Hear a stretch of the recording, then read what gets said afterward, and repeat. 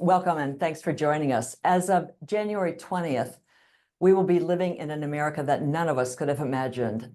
This has been the culmination of decades-long, multi-pronged effort by those who wish to rule by force and destroy the public sector, except to serve their private interests. This is a moment for learning, reflection, and doing things very differently. As a part of this, PSG Consulting and Innovating for the Public Good, which I'll explain a little bit later, joined together to examine the impact of the bombardment of ads during the last month of this year's campaign season. The question at the center of the research was, what do voters experience when they're being inundated with ads? And what are they taking away from it? Not only from presidential candidates, but also other candidates on the ballot. So we took two approaches, one by TargetSmart and one by Heart Research.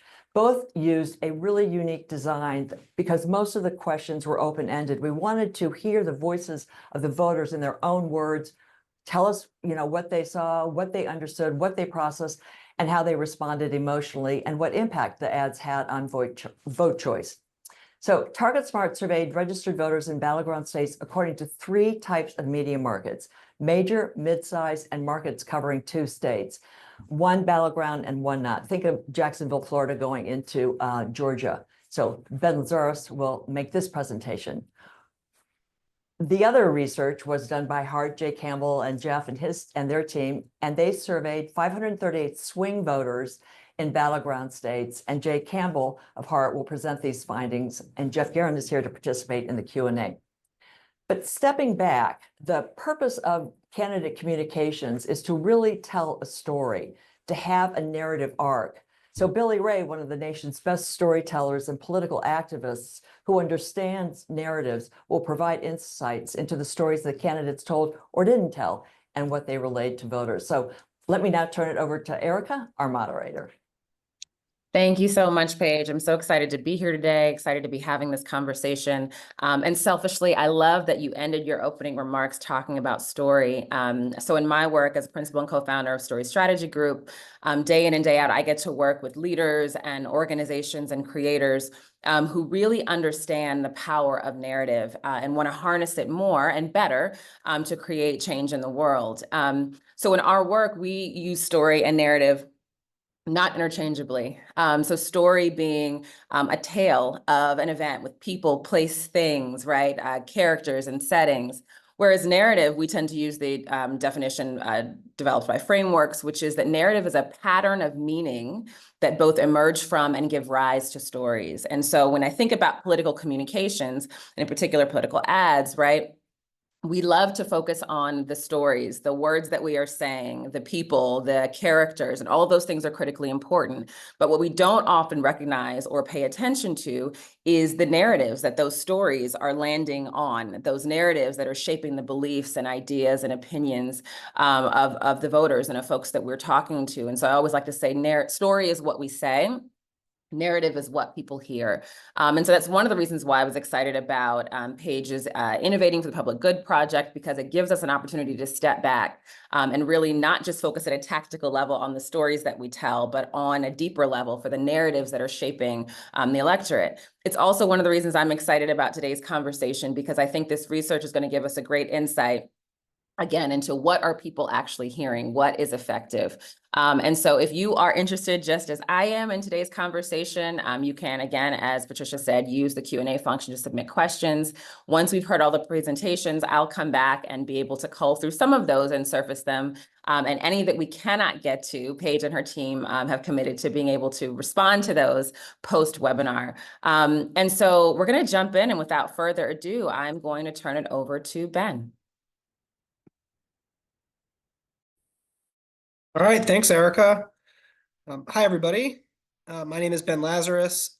I am a pollster at TargetSmart, and I'm going to be talking about a study that we did with PSG and Innovating for the Public Good that Paige described at the top, and that I think was really fascinating, and I think tells some pretty important stories about what happened with how voters internalized the absolute onslaught, I think is Paige's word, of advertising that was on the airwaves, on mobile devices, in text messages, in digital ads, in mailboxes this election cycle. So let's go to the next slide. I'll kind of talk you through a little bit about what we did with this study.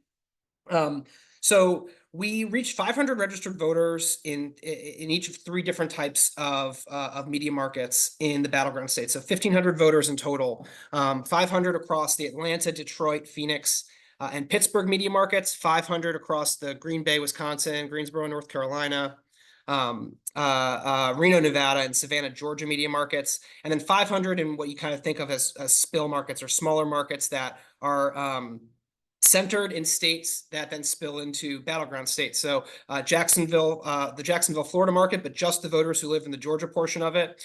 The Myrtle Beach, South Carolina market, but just those who live in the North Carolina portion of it. The Toledo, Ohio market, but just those who live in the Michigan portion, and the Youngstown, Ohio market, but just those who live in the Pennsylvania portion. And we did 500 interviews in each of those. It was a mixed mode survey that was in the field from the October 15th to the 21st. So not the last 2 weeks of the election cycle, but the week before that. So certainly at the height of the media spend, and after folks had been watching lots of ads for many months at this point, particularly in the presidential race. A little context on the way the survey was set up. It was very open-ended heavy, as Paige alluded to. Really wanted to hear directly from folks. Think of this study almost as like a combined qualitative, quantitative piece of research where we leaned into an open-ended exploration. So there were 10 open-ended questions. We partnered with Fathom to use their AI-assisted coding technology to sort through all the open ends, to contextualize them, and to glean insights from them. So thanks to our friends at Fathom for their partnership on this study.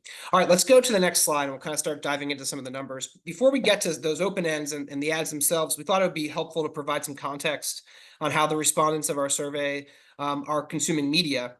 And so this first slide shows television media consumption specifically.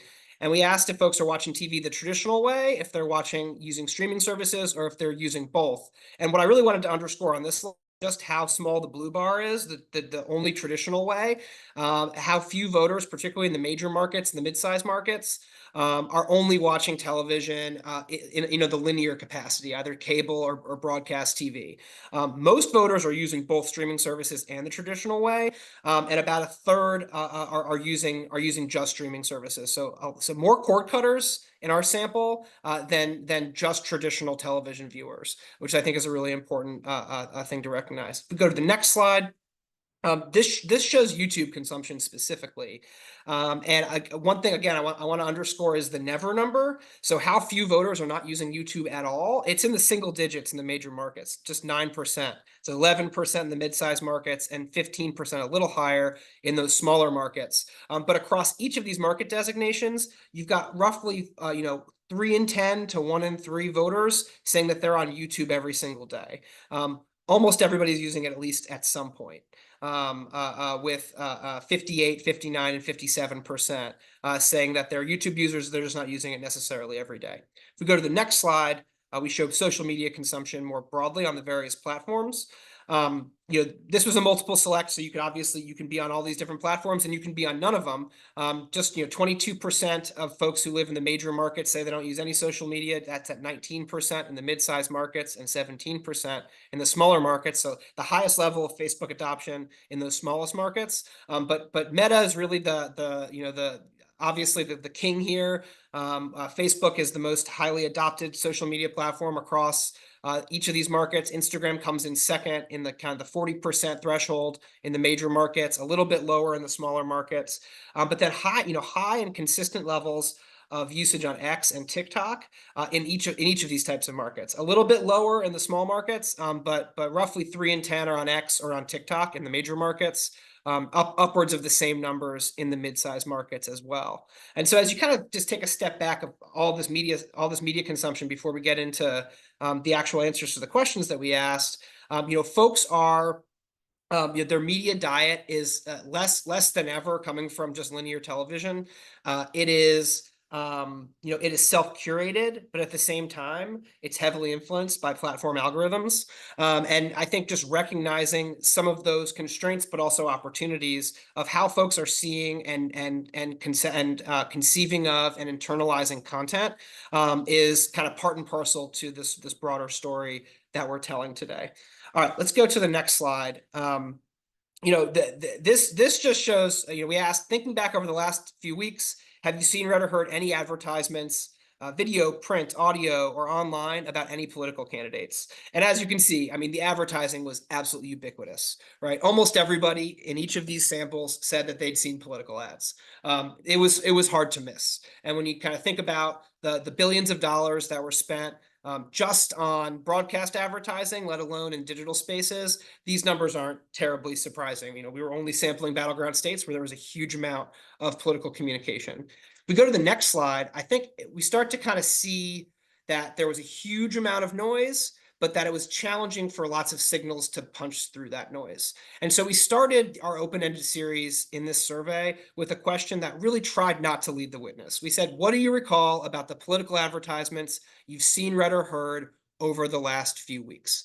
And so we didn't want to say like what we just wanted to just see what was the basic answer to that question. And the level of specificity that we got back from that question and in the answers was pretty low, honestly. Just 7% said that were able to mention a policy that they saw in the advertising. Just 9% said that they were able to recall a candidate campaign's plans or what they were talking about doing in terms of their agenda. Really what came through was the kind of overwhelming negativity, right? 25% specifically said something about lies in the advertisements, mistruths, or just that they were really negative. 15% specifically said it was Harris and the Democrats that were lying. 9% specifically said it was Trump and the Republicans that were lying. 11% said they were just annoyed with how repetitive and excessive the advertising was. And so I think this is a really important thing to hold on here, which is that when we didn't really double click into anything, we just said, what do you recall from the ads? It was this kind of soup of negativity and lack of specificity that came through. We go to the next slide.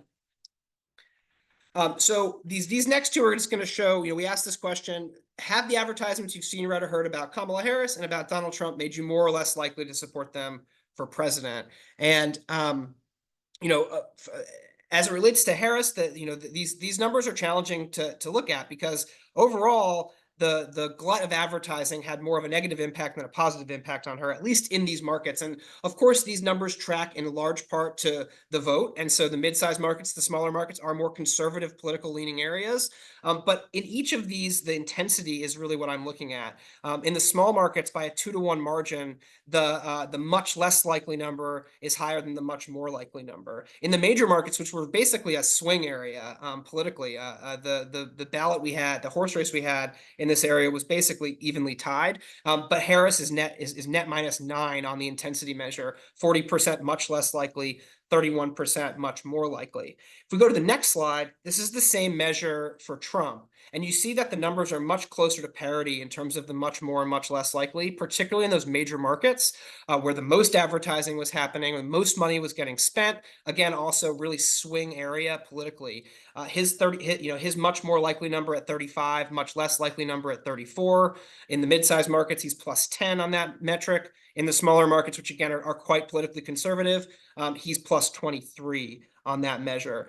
So as folks thought about, okay, what am I getting from these ads? They're redounding more to Trump's benefit than to Harris's benefit. If we go to the next slide, we kind of start to get into some of the more specifics of the open ends. We asked if folks could recall which elections, offices the ads were for, and overwhelmingly they remembered the ads from the presidential race, 77%. So the ads in at the top of the ticket were swamping out things that were down ballot. 29% mentioned something congressional. Most of that was U.S. Senate, but also in some of the targeted congressional races. Just 12% in the statewide races, very little in anything else, like 1%, for example, that were issue-based advertisements, so for ballot measures. So the presidential was really overwhelming everything else. If we go to the next slide, start to see some of the issues stuff. So For Harris, the ads about the economy really did punch through, particularly for her supporters, but even for Trump supporters. 61% of Harris's supporters said they remembered economic ads. 31% of Trump supporters said the same thing. A third of her supporters remembered ads about women's right to choose. For Trump, the ads were more evenly divided in terms of the issue specificity between the economy and immigration. And this is specifically when we asked, okay, what issue or policies do you remember from the ads? So when we asked just what do you remember from the ads, the issues and policies don't punch through. When we asked which issues do you specifically remember, it really tended to be the economy. And then before we move on, I think really important to highlight here is just how little about abortion broke through on Trump. Just 11% of Harris's supporters remembered ads about Trump related to abortion. Just 7% of Trump supporters said the same thing. Okay, let's go to the next slide, please. We asked about emotional response. So how did the advertisements you read, saw, or heard make you feel about the candidates? And I think, if you were a Trump supporter, you were pretty hopeful and happy about the ads about Trump. If you were a Harris supporter, again, hope was really the driving emotional response. In terms of the negative response, it really tended to be anger. So 39% of Trump supporters said that they were angry about, when they think about the ads related to Harris. 42% of Harris's supporters said they were angry or disgusted or shocked as it related to the ads about Trump. Just 13% of Harris's supporters said that the ads about Trump made them afraid or made them scared. So there's much less fear driven by the ads, a fear about what another 4 years of Donald Trump is going to mean, then there was just anger. And if when we look at some of the specifics of the open ends as well, we found that his agenda for the next 4 years was much less resonant in the advertising than was just things about his character, that he's a jerk, that people don't like him, right? I'm getting the hook here, so let's go to the next slide. I've got a couple of conclusions that I want to share with folks. So one, again, hard to decipher signal from the noise, right? There's a huge amount of advertising, and a lot of the kind of specific narrative seems to have gotten lost in it. To the extent that there was issue resonance, Harris's economic message, or that she had an economic message, I think contrary to some of the media narrative and some of the talking heads out there right now, it's clear that she advertised on the economy, and that it punched through to a large extent. Did it actually have the desired outcome of changing votes? I think that remains to be seen. That's not what this study is necessarily showing, but folks did remember her economic advertising. That being said, the ads tended to be much more evocative of anger than they were of making people afraid of what 4 years of Donald Trump is going to mean. I think a really important lesson learned. And that overall, the kind of the big picture of the ads is that they hurt Harris more than they hurt Trump. So with that, I am going to yield back my time, and I'll be around for questions. I really appreciate everybody being here today. Thanks so much.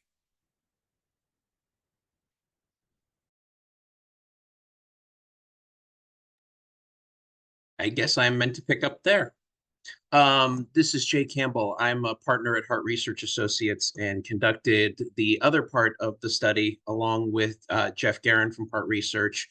And I'm going to share my screen now and give you a sense of what we learned from our part of the study.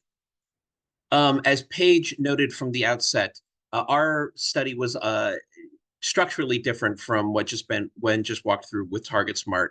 We did an online survey matched to the voter file of just over 550 what we called swing voters, and I'll talk about that in a second, across all of the 7 main battleground states. We did not limit it to certain markets as Ben did in his. We did not interview the full electorate as Ben did in his study.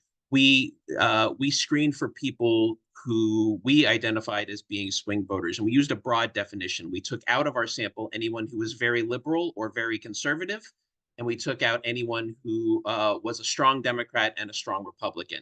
So those sort of combinations of things. As such, we ended up with a roughly equal numbers of Democrats and Republicans in the swing voter sample. And we too aimed to understand what people were taking away from the advertising they were seeing, how much they were seeing of it, how it was affecting their attitudes about candidates and about the election writ large. We have a very lengthy PowerPoint deck that will be put up on Paige's website after this webinar that goes into substantial detail about what people heard about individual candidates. I'm going to be taking things at a much higher level today. First off, as we saw from Ben's research, one of the consistencies here is there were plenty of negative reactions to the tsunami of ads. A lot of people feeling overwhelmed, feeling irritated, generally speaking. But there was also some positive reactions too.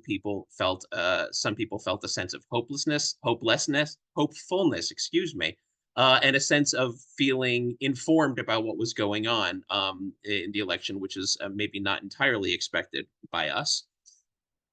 The irritated and annoyed reactions aside, we did find some positive outcomes even for the advertising. People feeling more motivated to vote based on ads. People feeling that even negative advertising had some credibility to it. Yes, there were comments about lies, lies, and more lies, but there was also some recognition that some of what they were seeing in the negative advertising probably had some believability to it. And to me, one of the most interesting findings we found was the degree to which issue-based ads had an effect on people's thinking. Somewhat different from the Target Smart study, we did see some recall of specific ads, even when we put that in a very general tone and as he said, tried not to lead people too much to it. We saw a lot of comments about the economy. We saw a lot of comments about immigration from the Trump side of the equation. This will be in the full deck, not what I cover, but for individual candidates, we saw Senate candidates, we saw comments about, for instance, Ruben Gallegos' military background, and same for Sam Brown in Nevada. So there was a lot of messaging that really did, and a lot of images that really did break through beyond sort of the idea that this is all nonsense that we should be ignoring. Okay, on to some of the specifics. We asked, how did the ads make you feel? Without talking about specific candidates, without talking about specific ads or ideas, what were the sort of overarching feelings that people took away? And this was a closed-ended question, not open-ended. And but more than anything, people did feel annoyed. Almost 7 in 10 said that they felt some level of annoyance. 2 out of 3 said they felt some level of disgust of what they saw. But half of all swing voters said that they felt somewhat informed, not massively informed perhaps, but to some degree that they were learning something from these ads. Similar numbers said that they felt angry or scared, I think very much in line with Ben's survey. But there was also almost half who felt at least some sense of hopefulness out of what they were seeing. So it wasn't sort of a broad and uniform thumbs down for all this advertising. There was at least some positive side to it. And something that I think tends to get lost is that people, we know as political professionals that advertising affects people. In focus groups, we hear very often that it doesn't, or so they claim. But here we did see a surprising level of people saying that they found at least some credibility to negative ads specifically. So 60% said this for the Republican Senate or governor's race in their state. 58% said of it of ads about Trump, 53% about negative ads about Kamala Harris, and 44% said it about the Democratic candidates down ballot in their state.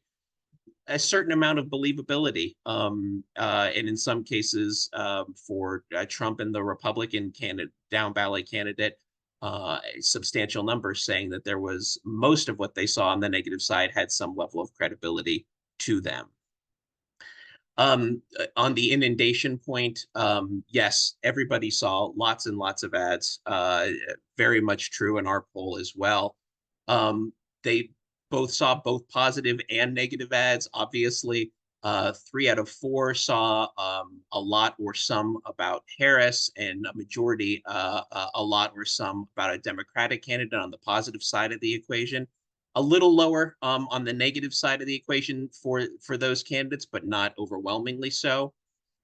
Reflecting, I think, what others have seen in studying the actual ads that ran. There were far fewer people who said that they saw a positive ad from the Republican quarters, particularly from the down ballot candidates, but very large numbers of these swing voters saw negative ads about both Donald Trump and their down ballot Republican in their state. In point of fact, 54% said that they saw a lot of negative ads about Donald Trump. So all of this was sort of filling the airwaves and staying with people to a certain degree as well.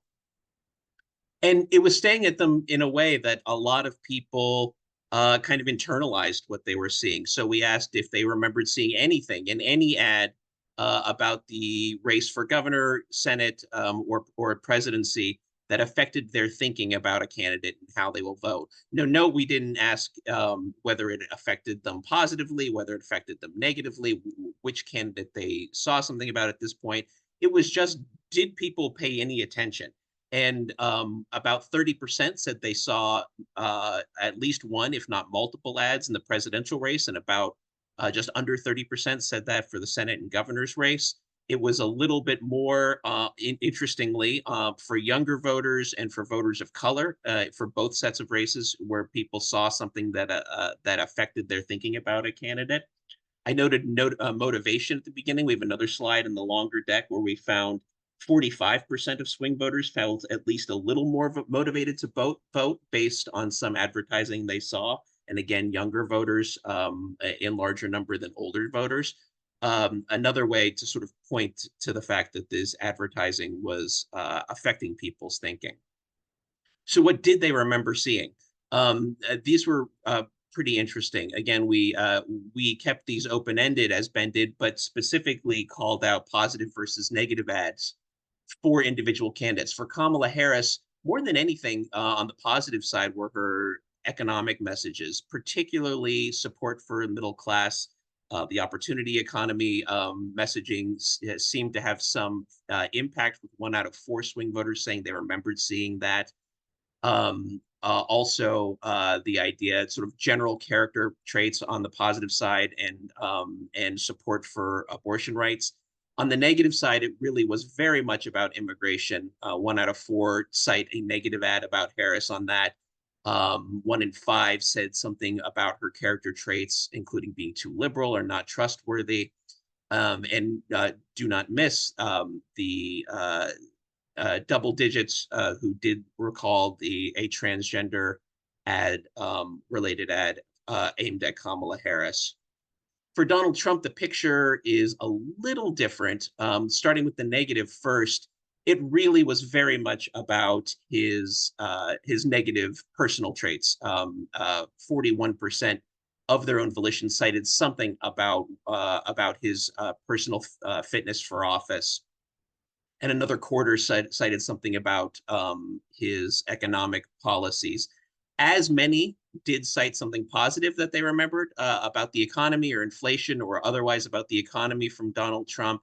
A lot of people cite immigration and border control. That was really kind of as an individual issue, the one on the positive side for Donald Trump that people most recalled. And it's important to remember here that we as political professionals may have a different definition of what is positive versus negative, of what the intent of an ad is and what people take away from it. And I think that comes through when we sort of did a deeper dive on issues. First of all, fully half said that they saw an issue about an ad that was important to them. That's a pretty substantially big number. It seemed to be more on the left than on the right. Those who swing voters who were leaning toward Kamala Harris, almost 60% saw at least one issue ad that was relevant to them. About an equal number of Trump voters said that was not the case. A little surprising given all of the immigration focus that was had. But when we went and specifically asked, not in an open-ended fashion, this was a closed-ended question, whether individuals saw positive ads, negative ads, or both positive and negative ads around a host of issues about Kamala Harris. The gold part of the bar have seen positive and negative ads really sort of does speak to the degree of mixed messages people were hearing as they do in every election on particularly on immigration and the border. That did seem to be very much on the negative side, but a lot of people, 30%, said that they saw both positive and negative ads on that. And ditto with the transgender issues, it was really much more negative than positive. But on abortion, on the economy, it sort of leaned more toward the positive in what was breaking through for Kamala Harris ads. For Trump, again, immigration was the main thing that tended to be more positive. But you'll note that there's not a lot of people who said that they solely saw positive things about Donald Trump in any of these, again, reflecting the actual reality of what was on the air to a large degree. It was much more negative than positive. But, when someone sees a contrast ad, do they count that as a positive ad for Trump or a negative ad for Harris, or perhaps both? It's hard to say. But the messages all got out there and in significant numbers. I'd note at the bottom, Project 2025, we did hear people, I think it was around 11 or 12% of their own volition brought up Project 2025 in an open-ended question. When we specifically asked about it, a huge number do recall having heard something negative about that. I think it's sort of one of the fascinating sub-stories of this election, the degree to which we were, on our side, pretty successfully able to make a case about Project 2025. A few takeaways before I pass it along. Number one, again, nobody's claiming that swing voters or any voters really like political advertising, but there's not also a whole-scale rejection of them as having any sort of value. People do see a place for them in the public dialogue. And that I think is particularly true when it comes to issue-focused ads. This, like many presidential elections, but particularly I think this one is super personality-driven. But even for all of that, ads about abortion, about the economy in particular, and immigration as well, stayed with people and kind of really affected their thinking about the race and about whom they intended to vote for. And then the third takeaway is something that I think is should not be lost here, and is really it comes from the result of the election as much as anything. Is we found in our poll a lot of positive comments and seemingly favorable outcomes for Kamala Harris based on the advertising, but of course she didn't win. And the fact that Trump did manage to win despite an advertising disadvantage really speaks to how important his approach was. Rallies and interviews and town halls, that sort of voter to candidate engagement, and of course the massive amount of earned media earned by those types of events showed Donald Trump delivering a message that people sort of felt was authentic. And there's an authenticity and a realism to that type of interaction that is perhaps lost, is definitely lost with political advertising, and continues to need to be a place in the strategy for Democrats going forward. I'll stop there and pass along to whoever is upcoming next. I don't know if that is Billy or whom. Yes, it is Billy. Hello, everybody. For some reason, I'm being told that, oh, okay, start my video. Here we go. Hi. Let's talk about story. That's what I do for a living. And let me give you an example of how story works. For me, the second greatest movie ever made is The Wizard of Oz. It's certainly the most beloved movie ever made. At its core is a really simple idea. There is no place like home. I would ask you to go revisit that movie and notice how many times over the course of that movie you get the point of that movie without it actually being articulated. It's in every beat of that movie. Story, story, story. Theme, theme, theme. There is no place like home. And the movie is relentless about making that point until it's ultimately stated at the very end, there's no place like home, which is actually the key to her getting back to home.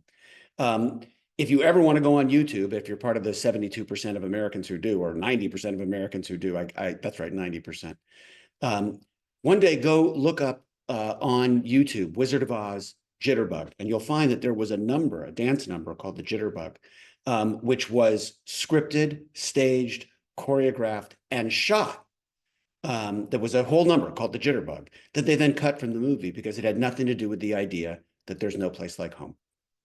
Things that don't ultimately tell the story we want to tell are ineffective, and they wind up on the cutting room floor in my business. And I think that's something we should learn from in terms of politics. So let me tell you a story. Right now, in the land we all love, 62% of Americans believe that if they make enough noise, they can make a corporation pay attention to them as a consumer. 62%.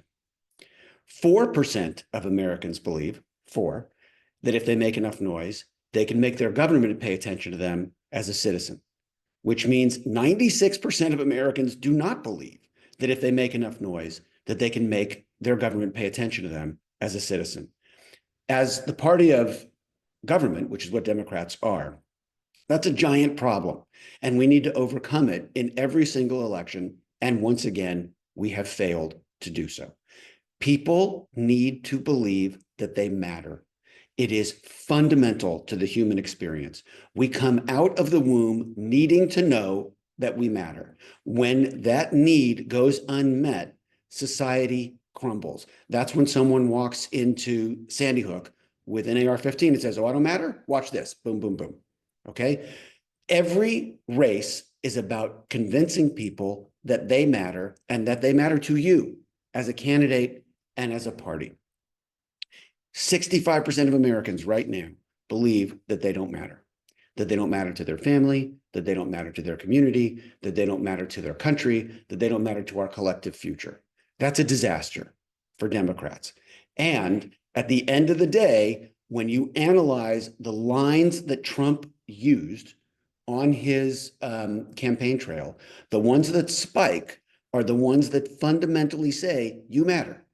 You're the reason that I'm doing this. I remember in 2016, by far his most effective line on the campaign trail, and it actually spiked, was, I will be your voice.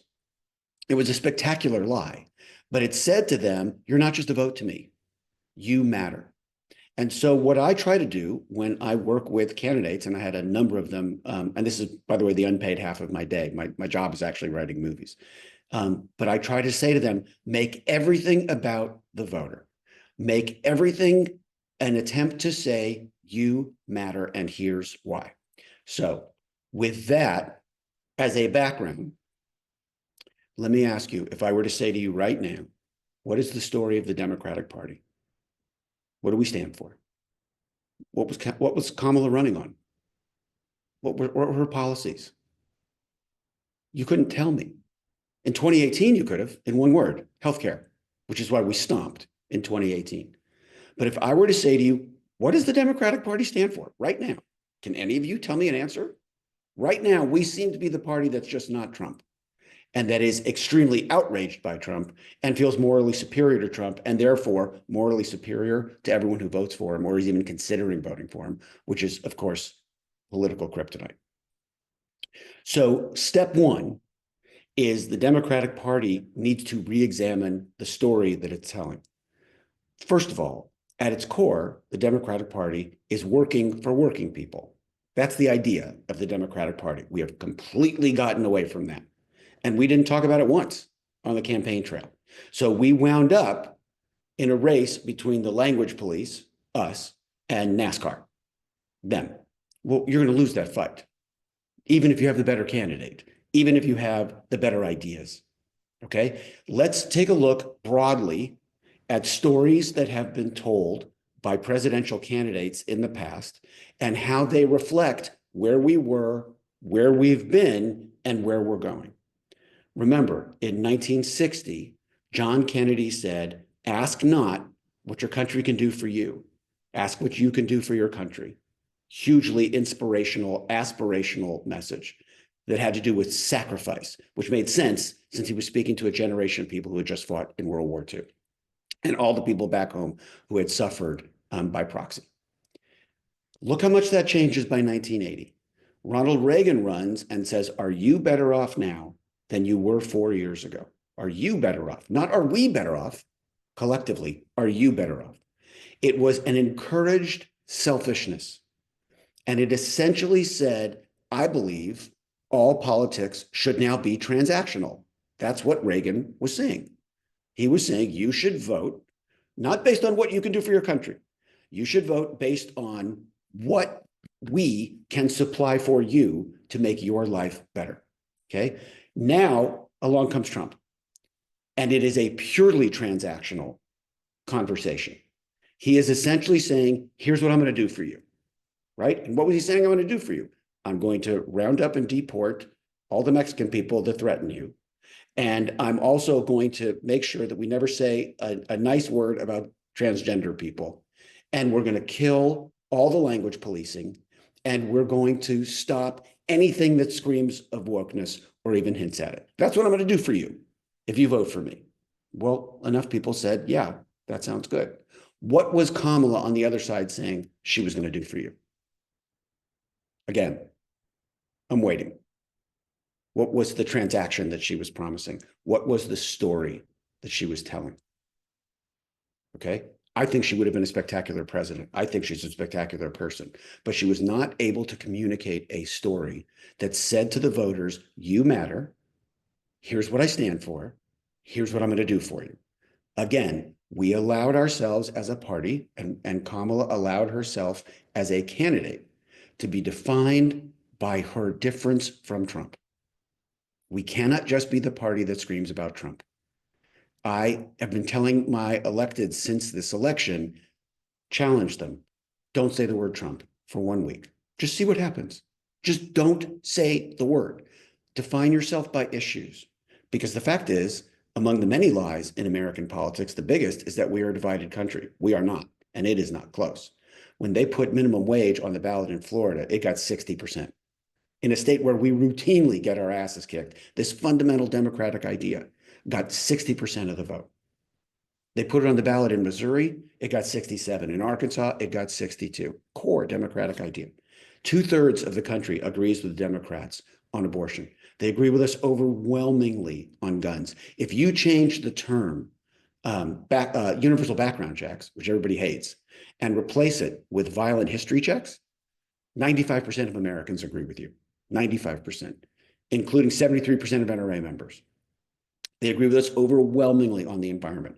They agree with us overwhelmingly on protecting Social Security and protecting Medicare. They agree with us on decriminalizing cannabis. They agree with us on lowering the cost of prescription drugs. They agree with us on fighting back against corruption. They agree with us on everything that matters. So why are they not voting with us 2/3 of the time? Because we are not telling that simple story. We are talking way over their heads. We are the party that refuses to go on Joe Rogan, which is fucking insane. Trump's interview with Joe Rogan was seen by 47 million people.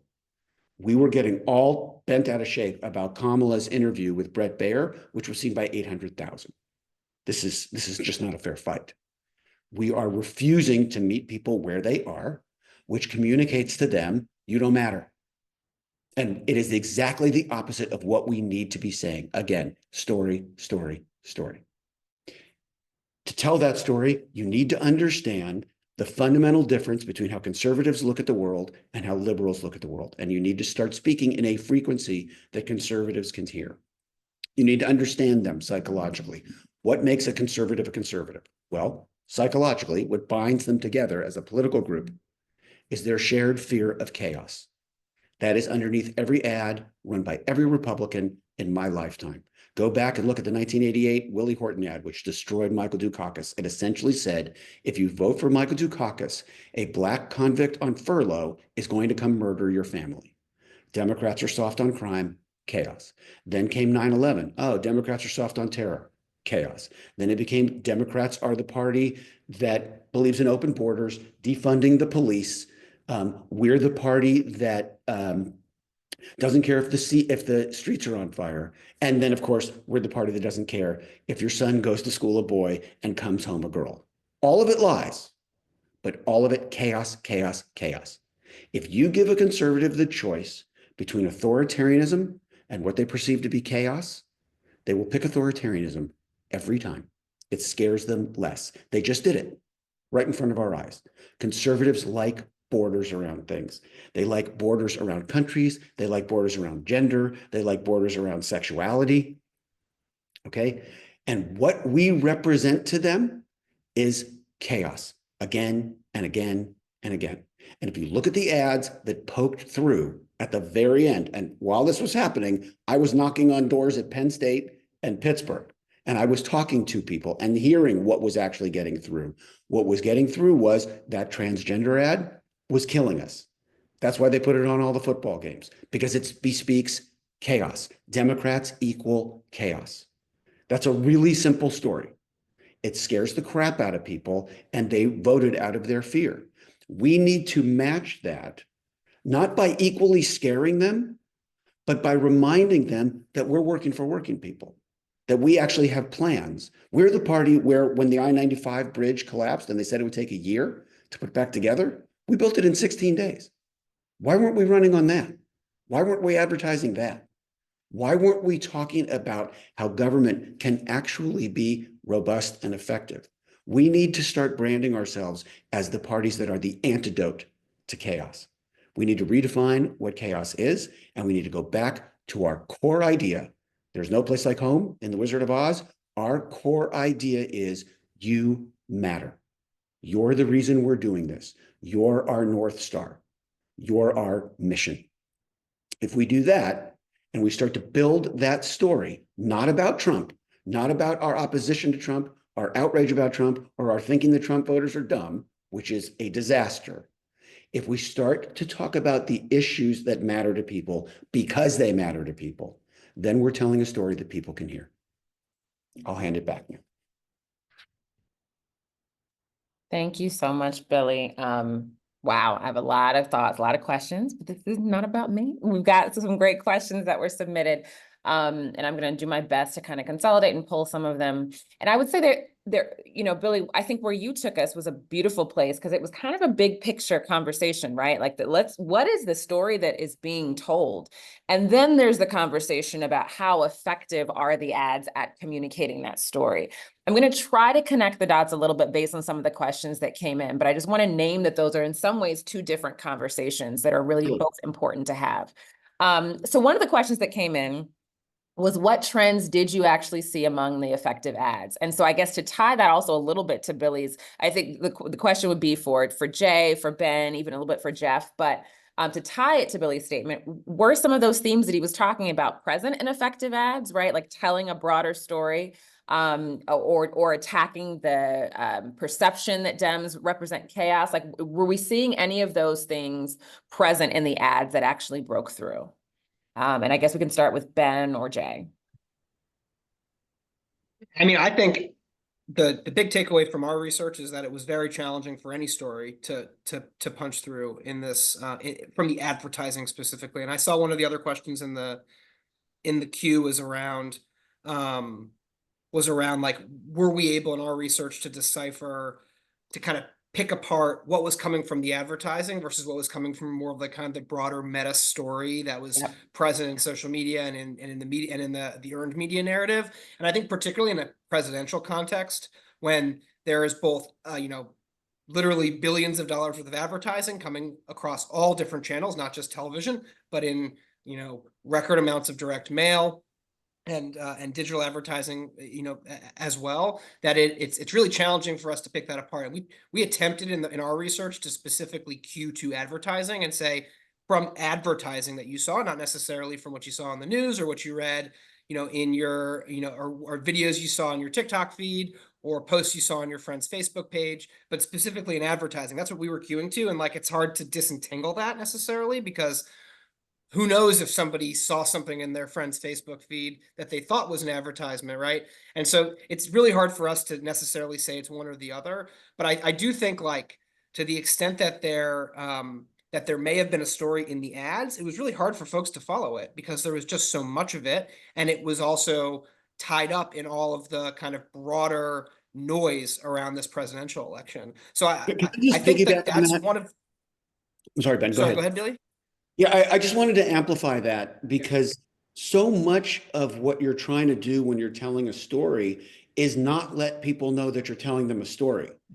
So much of it is subliminal, and you may not remember the specifics, but there's a feeling that you get when you see a 6'7" former boy now with long hair and a girl's swimsuit.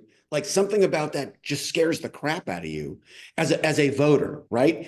And that subliminal thing of, wait a minute, Kamala's in favor of that? That seems really weird to me. We have allowed them to blow that issue up as if it's happening in every home in the country. I mean, it's insane how disproportionate the response has been to this issue, but it spoke to something in a way that people may not have even been able to articulate or may not have been willing to articulate, but it absolutely scared them and moved them. And I would argue, by the way, as someone who has very close ties to that community on a lot of levels, I sound like a mercenary saying this, but you cannot help transgender people by losing elections. You have to gain power and then do what you can for them. You cannot gain power by advocating for them. Sorry, that's the truth. I have a metaphor sorry, Jeff, go ahead. Billy's, view of the election is, at odds with the data that both Ben and Jay talked about. That is, what people remember most about the advertising about Harris is what she had to say about the economy.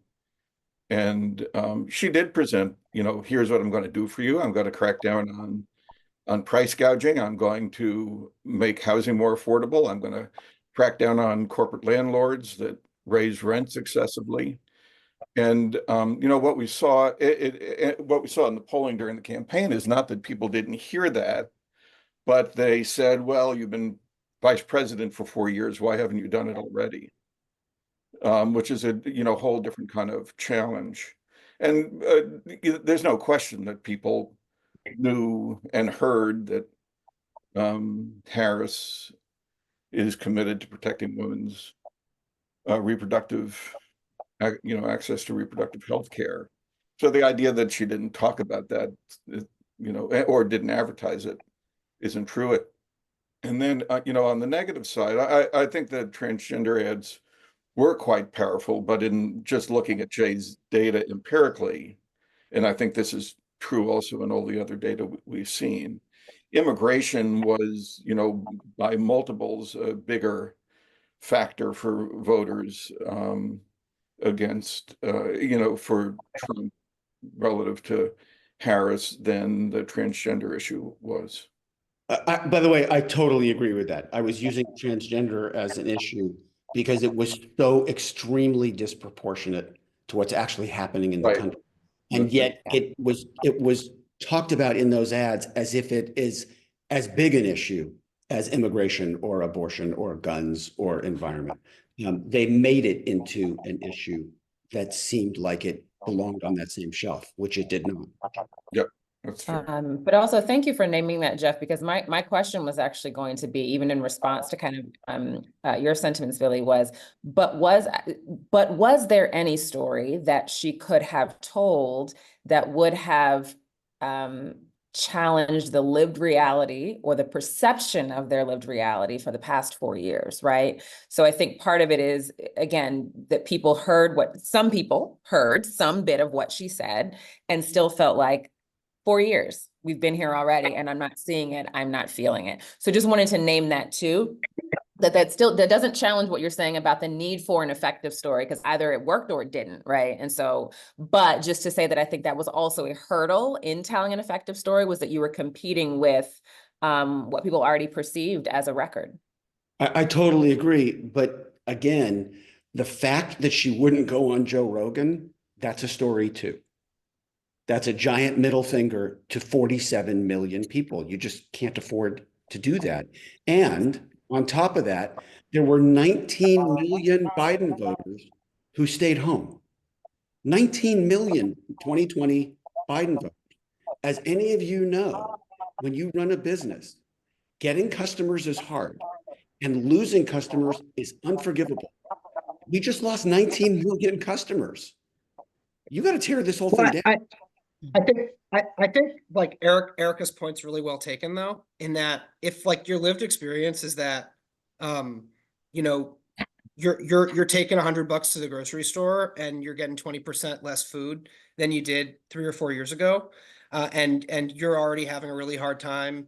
You're living paycheck to paycheck anyway, and you see who's in charge, and it's just like a simple calculus. And I think when you look at where some of the biggest losses for Democrats occurred in the most expensive places to live in blue states, you know, that's a story in and of itself that feels like it would have been, that advertising was almost too small of a thing to be able to push back on that lived experience and what that story is, right? And so I think, as well as you know, and I don't disagree with you, Billy, that you want to get an audience wherever you can get it, and but I think a single appearance on a podcast doesn't also can't necessarily explain that, nor push back on the broader forces that were at play, and that you know, we've been in a series of blowback elections to what folks perceive as just a gnawing level of lack of trust in institutions and government failing to deliver for their lives. And there's almost nothing that you can think of a candidate being able to deliver to push back on that. I think that I would challenge that, billion, Ben, because if it's a blowback election, don't go on The View and say, I can't think of a thing that I would change. Right. I mean, Jay, what do you think? Ben, with The one I'd be very careful about that 19 million number, Yeah. which it's not, which isn't right. oh, do I have that wrong? Please correct me. No, I think you definitely do. And I mean, in the 7 battleground states where the campaign occurred, Harris will end up getting more votes than Biden did. But the problem is Trump will have gotten a lot more in there. I think part of what stimulated that, I think the transgender ad may in fact have had a pretty important role in stimulating this extra Trump turnout. And there was some vote switching. It's not just a matter of people staying home. And kind of, you have to remember the context of the 2 elections. That is, you know, both of them were change elections. And, you know, Trump was the incumbent in 2020. We were the incumbent party in 2024. And there were people who voted against Trump, not because they disagreed with him on everything, but they thought he really screwed up on COVID. And that sort of And I know this is such a rich conversation. I hate to cut it off, but I know we only have a few more minutes. As Patricia noted in the chat, there were more questions that came in, and unfortunately, we didn't have time to answer them in real time right now. But we're going to make sure to send out some answers. Paige and her team are going to make sure to send out some answers following. So stay tuned to your email for that and subsequent webinars. But I'm actually going to hand it back over to Paige just to close us out. I would say one thing, this was a terrific conversation, and it's the kinds of conversations that we want to have in the center that we're building, innovating for the public good. I mean, we live, as everybody knows, in really perilous times. So the effort to rebuild a civic society with strong democratic institutions based on the rule of law really does require these kinds of conversations and a new approach. And it also requires an understanding of the underlying dynamics that are shaping this country, which we got at a little bit here. So I think, and we think, much like the private sector, we need basic and applied research that leads to innovation, actionable results, and we need a center to innovate, iterate, argue, develop strategies and programs. And this is the work of innovating for the public good. And we're really excited about its potential. And we're really excited about the programs we're going to run in the future. So it does take a longer term systematic approach, going beyond election cycles to figure out how we can beat back this multi-year effort to, to take, to destroy the public sector. It also requires using people from a variety of disciplines and getting out of our own silos, professional silos, if you will, like bridging politics, academia, technology, and culture.